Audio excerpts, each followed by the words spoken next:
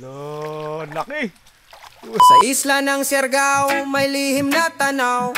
Sa likod ng alon, sa ilalim ng araw. Doon sa kabila ng tahimik na dalampasigan, may kwento ng buhayang hindi mo malalaman. Yo, what's up? Good morning everyone. Good morning. It's me, JM. Ayun mga chong, nandito tayo sa Pagungawan Mars. Matatagpuan ito dito sa Municipality of Pilar.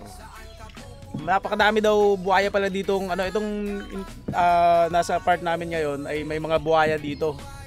Hindi lang sila nagpapakita ngayon, no. Siguro gabi yan siguro lumalabas. At saka masyadong malawak kaya hindi natin siya makikita. Pero meron daw mga more than 50 ko yan, no. Mga binuhay, mahigit daw 50 buhaya ang nandito ngayon. Hindi lang natin makikita. Pero yung pupuntahan namin ngayon ay parang isang kalahating metro ang haba. So ayun, makikita natin yun. Maya ipapakita ko sa inyo mga chong. 100 meters siguro ang haba nito. Papunta dun sa part na may buhaya.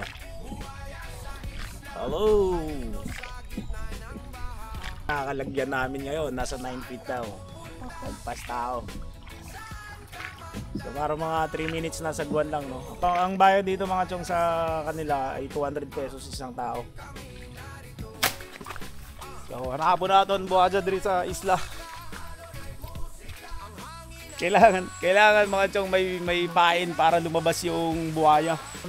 Ayun na, lumitaw na. Ayun yung buhaya, ayan o. Tingnan natin kung ay galing, laki ah. Ayun yung buhaya oh. Ayun o, wala, laki. Laki na oh. Ayun yung buhaya oh. Uy, mga na, 1 meter mahigit na, no? Mga 2 meters na siguro yan. Kuching-kuching tayo.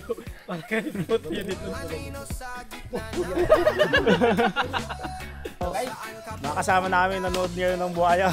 Yung iba tour guide, yung iba mga tourist. Baruto na di atras. Rosie. Rosie 125. Ang gubat ay buhay, ang ilog ay tahanan, ang kalikasan ay yaman. Huwag mong kalimutan sa bawat hakbang, sa bawat galaw. Ang buhay ay nagmamasid, handang magabang. Huwag kang matakot, ito'y paalala.